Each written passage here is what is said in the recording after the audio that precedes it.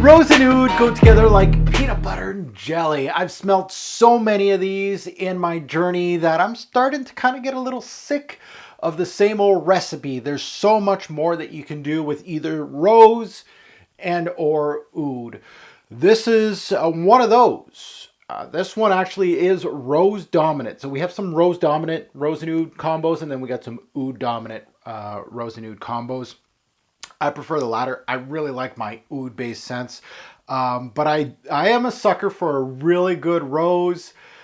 So one of the things I want to tell you today is this worth your time? Is it worth seeking out? It's hard to find. I'm going to tell you next in the upcoming review. Stay tuned.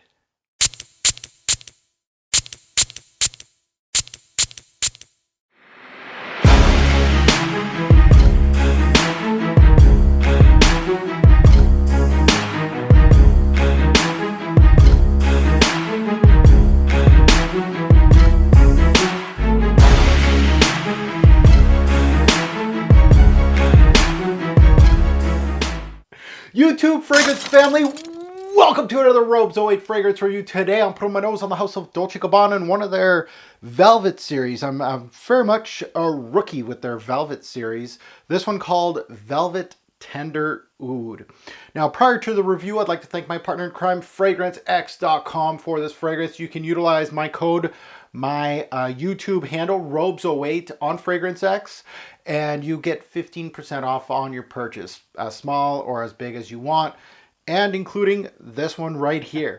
Now let's go under the hood. Let's take a look at some stats on Velvet Tender Oud. A release date was a while ago, 6 years ago, 2013. Concentration, this is an eau de parfum. Olfactory group, this is a woody floral fragrance. I would come to expect that with a rose and oud dominant scent. So let's take a look at the note breakdown. Very simple. Up top we have almonds. In the mid we have rose and damask rose. And at the base, even though we have oud, we also have some woods here. So very generic as far as the note breakdown goes. But let's get into the key notes. The key notes to my nose were, this is definitely a rose dominant scent. So you're gonna get a lot of rose. If you're not a fan of rose, probably skip this fragrance review. And next, it's not the oud, it's actually sandalwood in this fragrance. I get a lot of sandalwood. It is going to give this fragrance a very milky, very smooth, woody quality, more towards the tail end of the fragrance. So those are the keynotes to me. So let's, this is my scent of the day today. I have the beautiful dry down of this fragrance on my skin, but let me remind myself of the introduction. One for me, un pour toi. So let's get into it. Now this is my first offering. Beautiful rose. This is my first offering from the high-end line of Dolce Gabbana, their Velvet series. Once I heard about this lineup, the first thing that really got my attention is just how simplistic but beautiful these bottles are. You know, you got the metal plaque right here. You got the beautiful suede-like cap here with the gold accents. Especially when you got several in a collection, it just grabbed my attention. I was like, oh, this is a beautiful high-end lineup, at least the bottles. But with lineups like this, you know, Prada's trying them, Hugo Boss, obviously Chanel, Dior, all these brands are trailing into more of the niche category with these high-end notes and branding, and they're not all successes. So I was kind of, Dolce Gabbana, really their lineup as far as fragrances goes is kind of iffy as their designer lineup. It's kind of like Hugo Boss. You don't really know what you're going to get from high-end. Dior and Chanel, I'm expecting high-tier niche offerings from them, but these type of brands, you could almost classify them as almost junk. You're just like, no, it's not going to happen. You can't even do a designer release under $100, right? How can you do a niche offering at 150 plus, right? But I was, again, very curious of what they could do, not only with their higher end lineup, but with the note of oud. Not to disappoint oud lovers here, but I'm sure you saw this coming. The oud is not the central theme in Velvet Tender Oud. This truly emphasizes on the word tender in this, the name of the fragrance. This is very much a tender oud-based scent. Now let's get into the meat and potatoes of the fragrance review. What does it smell like? So the major player up top of this fragrance comes out strong out of the gate, and it's going to continue to push throughout the life of the fragrance, and it won't back down. this is the rose in here. It is the can't miss note in Velvet Tender Oud. The rose itself is actually very well done, so I gotta give them props with that. I've never really smelt a good rose from Dolce Gabbana. This one it's a jammy rose, and there's a bit of sweetness here because the rose is a little jammy. It also has almost like a watery, dewy rose petal kind of feel, and that truly dominates the scent and makes any discerning of other notes around it almost quite impossible. It really is a rose dominant scent. Now the rose reminds me of the use of it in Healy's Agar Wood, which is one of the best rose dominant oud scents that I own in my collection, which gives this one kind of a slight compliment. I'm giving you a compliment here, Dolce Gabbana.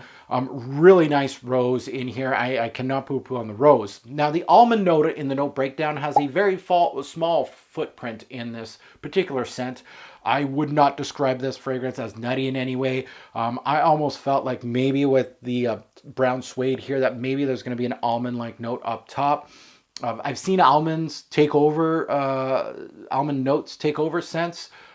This is not one of them. It only kind of lightly layers the scent a bit, but that rose is almost like a freight train going through those initial sniffs, and really you're going to miss the almond note.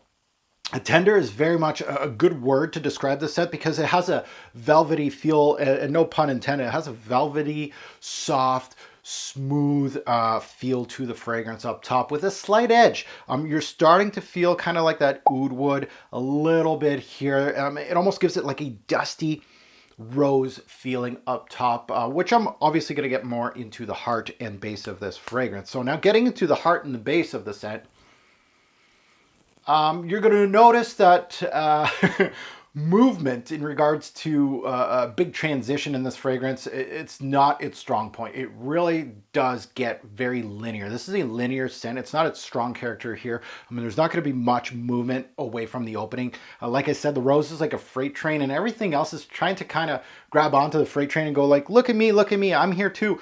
But the rose is really dominating, including into the heart and base of this one.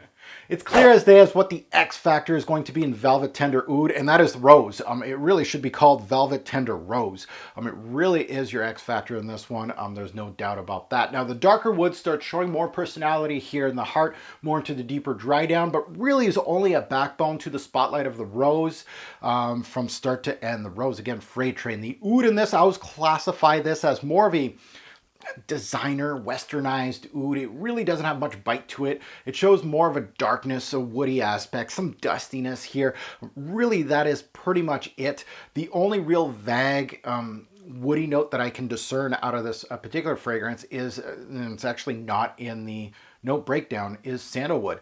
The sandalwood brings its familiar creamy smooth flavor to an already smooth fragrance, so it really makes it I can't stop saying that this is a velvety smooth fragrance. It pairs very well with this rose. It really just encompasses what this cap, it should have been basically a red velvet here. That would have been a perfect velvet look for the cap. Get rid of the oud and put rose, Velvet Tender Rose, and we'd be good here. So overall, Velvet Tender Oud is nothing new to the market. I've smelled something like this. I've smelled something that exactly like this many times in my journey. This isn't original at all. The quality of all the parts, again, is this worth a higher echelon price tag? I would have to say it's high-end designer to a lower-end niche quality. The rose itself is higher echelon, but that is only a singular note. I felt the other moving parts, just disregard the rose. I felt those aren't showstoppers. They're designer-ish. They really didn't feel like they've aided anything in regards to this scent to give it a higher echelon look, except for the sandalwood. So I would say sandalwood and rose are really your two notes in here. Very linear as a scent. Doesn't give you much. So who would buy this? Who is this for? I feel like this is really aimed strictly for rose lovers. I can really see actually a woman wearing this that really wants a little bit of darkness or a little bit of bite to their rose-based scents. I can see that. Big Dolce Gabbana fanboys that are really loyal to the brand are looking for something a little more upper echelon. I don't see any other reason for somebody, especially someone like myself. I've tried this out. Would I buy it again? Most likely not. I am still interested in the brand. I see some quality here, but I also see some fallbacks out of this release. So my ratings, in regards to uniqueness, how unique is this? This is not a unique fragrance. I'm going to give it 4 bottles out of 10. I've seen and experienced a lot of rose dominant scents with oud as the backbone. I felt the oud was actually really lacking in this one. The sandalwood kind of picked up the steam of where the oud should have been. Scent wise, I'm going to give it 7 bottles out of 10. That is a fairly good score. The quality of the rose really bumps this score from really being a 6 or a 5 out of 10. Without it, this would be actually a really mediocre release from Dolce Gabbana. And that is just my truth here, talking to you guys. My first stab at it, the Velvet series here. It doesn't sway me away from buying another one, just blind buying another one just to see what they get. Maybe something like the amber one or something else and see what they can give me. So now let's get into performance and feedback on this one. So my sprays, what I felt was the best application for this one. I always do my 1 on the chest, 2 on the neck. So 1 here, and then 2 on the arms. I'm wearing a long sleeve, so I'm just going to put it, usually I go inner elbows, but I'll go right here. 5 sprays is best for this one, especially for like fall and winter. This is exactly how that's going to work. Beautiful rose though. Now longevity. How long does this thing last on me? I'm going to give it 6 bottles out of 10. It was giving me 5 to 7 hours, which is a little lacking, less than what I expect from a higher end fragrance. I know this is actually 5 to 7 is not bad, but I'm looking for more to 6 to 9 here.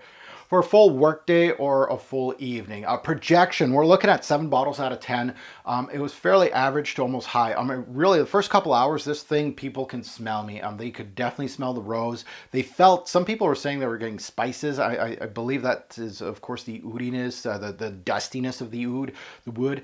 They felt like it had a little bit of a tingle to the fragrance. So I had that a few times, but projection is very good at 7. Compliment factor, this is not its strong point. I'm going to give it 5 bottles out of 10. I really felt like this is not one of those that's going to be a showstopper. It really is a polished product, and I'm saying that loosely. It really isn't something that is overly sweet or gimmicky or something that's going to get a lot of attention in a manner that is very sweet. This is one of those that's a little more polished than designer releases. That goes to versatility. The versatility of this one, first of all, age range. Let's take a look at that. Age range, I'm going to be looking at a little more mature, 25 and up, and that includes women out there. I really think that this is, I don't know if this is classified as a woman's scent or unisex. I don't know if they classify these as unisex or men or women, but I feel like this one especially would be great for a woman that has a little bit of a personality to her, like an A-type woman, a business type woman that wants a little bite to her rose-based scent. I think this one would be a good one. A little more mature woman, but you need to love rose. You have to love rose to like this one. Seasons. I feel like this one's best geared for the tweener seasons, fall, spring. Rose works well, of course, in spring, but it has a little bit of dustiness, of course. So fall and spring is great, and that faint darkness that you get from the oud gives it some minor depth to the scent. Night or day wear. I really felt like I could pull this off any day or night. I think it's best for nighttime. Again, I could see someone wearing this actually in the office if they have a power position. I really feel like this is also great for dressing up for the evening. So I feel like both, especially in the cooler months here in Canada, like fall, this would be great for fall. Occasions. Again, I feel like this for the right person can be a signature scent to approved scent. You can wear it casually with jeans and a button-down shirt, something like that. You could also wear this one formally. Work appropriate, not so much. It has to be the right person, and you have to be in the right position at work too for this. I really think it's like almost a power move here. Versatility. I'm going to give it 6 bottles out of 10. It has some versatility to it. It's not the most versatile scent at all. Once it gets warm out there, I think this is the time to put this thing away. So 6 bottles out of 10 for versatility. Now let's take a look at value. The value of the fragrance inside and the price that they ask you for it. Is it good? Let's take a look at it. Bottle sizes available. You got the 1.7, 3.4. No, wrong. 1.7 and a rare 5-ounce bottle. It's hard to find the 5-ounce bottles. I got the 1.7 ounce, and that's usually what you're going to see available online, discounters, things like that. Pricing. You ready for this? $270 to $600. Now that's of course retail. The $600 is on the higher end just because of the 5-ounce. So keep that in mind. Availability, it is in stock from what I hear. It's not discontinued. So pricing, again, these are at discounters like fragrancex.com, which also has this. I'm trying to remember what I paid Canadian. I think it was like around 150 for this one. So pricing versus quality, I would have to give this 5 bottles out of 10. I would have to say for that price, you can do much worse. You can do much better too. You could pay a little bit more and you can get a lot better for your bang for your buck. If you're really looking for a nice rose oud dominant scent that balances both notes, you can find that. But for a rose-based scent, I'll say that lightly. A rose-based scent, I really feel like it's not bad, and that's why it gets a 5 bottles out of 10. So some positives to take away out of this fragrance would have to be the rose. The rose is outstanding in this one, like I said earlier. I'd also say the secondary note of sandalwood is also pretty good. Negatives to take away, the oud is disappointing, bar none. It does have its good points, the dustiness, the darkness, but it's very much a oud with no personality. Pretty much. The price tag for what you get out of this, it's a little steep for me. I would like this at around $100, and I know that that's not what they're marketing for, but I feel like this at $100 would do very well to me. So my final thoughts on Velvet Tender Oud is a mixed bag of emotions. There's some good, there's some bad, and there's some terrible in here. The rose is the obvious big boy here. It's the big boy winner. You won't get a rose like this in the designer game, but if you strip the rose out of this fragrance, you're left with nothing redeeming here. Sadly, and being completely honest with you. I'll give this Velvet series another look because I love the idea of the brand. The bottles are gorgeous. The rose kind of gives me hope. I really like the rose in this one, so it gives me hopes that perhaps if I look elsewhere in this Velvet series, maybe that amber one that I was eyeballing on Fragrance X, I might get that one and see what the amber looks like in that one. But I really feel like really a mixed bag. I'm like, this is kind of disappointing. Do I want to get another one?